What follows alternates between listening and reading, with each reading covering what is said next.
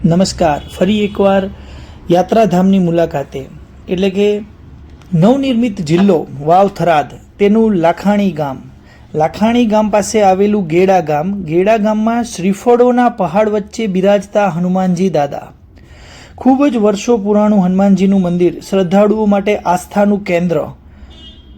વાવ થરાદ, નવનિયુક્ત જિલ્લો, લાખાણી તાલુકો, ગેડા ગામ ખાતે વર્ષો પહેલાં પવનપુત્ર હનુમાનજીના મંદિરની સ્થાપના કરવામાં આવેલી હતી. એટલે કે આશરે 400 વર્ષ પહેલાં એક લૌકિક દંતકથા મુજબ થરાદ તાલુકાના આસોદર ગામે વર્ષો પહેલાં સાધુ મહાત્માઓ રહેતા હતા અને તેમનો નિત્યકર્મ શંકર ભગવાનની પૂજા અર્ચના કરવી, રામસ્મરણ કરવું અને અન્નક્ષેત્ર ચલાવવું. તેવામાં એક વખત મહાન તપસ્વી એવા શંભુગીરીજી મહારાજ ગેડા ગામે આવેલા અને ત્યારબાદ ગેડા ગામની સીમમાં રાતવાસો કર્યો હતો. તેવા સમયે ઓહિત બ્રાહ્મણો ગામમાં રહેતા હતા. ત્યારે એક ઓહિત બ્રાહ્મણ ગાયને બાંધવા માટે ખિલ્લો આપવા માટે ખોદકામ કરતો હતો. ત્યાંથી એક વિશાળ શિલા દેખાઈ. તેની જાણ ગામ લોકોને કરતાં ધર્મપ્રેમી લોકોએ તેને કોઈ ભગવાનની મૂર્તિનો અવતાર ગણી ગામના આગેવાનોએ કહ્યું, આ મૂર્તિ એવી છે, ચમત્કારી પણ હોઈ શકે છે. તે ગામમાં કોઈ પણ રોગચાળો આવે તો ગામના 5 આગેવાનો ભેગા થઈ ને છાંટ નાખશે તો રોગચાળો મટી જશે. તમારા ગામના લોકોની રક્ષા કરશે તથા પરચા આપશે. આપ સ્ક્રીન ઉપર જોઈ શકો છો શ્રી ગેડા હનુમાનજી શ્રીફળ મંદિર. ખૂબ જ પૌરાણિક જગ્યા. સાક્ષાત હનુમાનજી મહારાજ બિરાજે છે.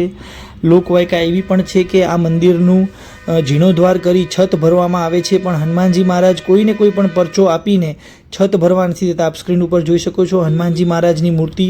એ જ શિલા આજે ત્યાં ખૂબ આસ્થા અને શ્રદ્ધાથી પૂજાય છે.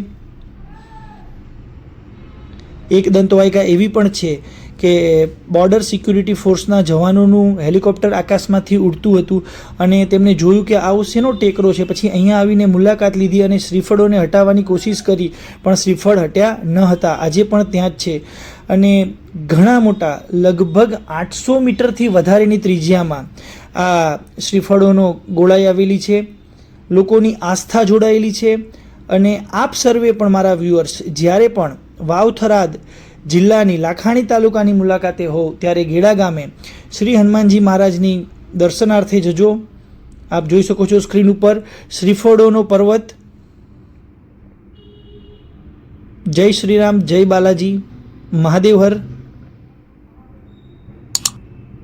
Thank you for watching.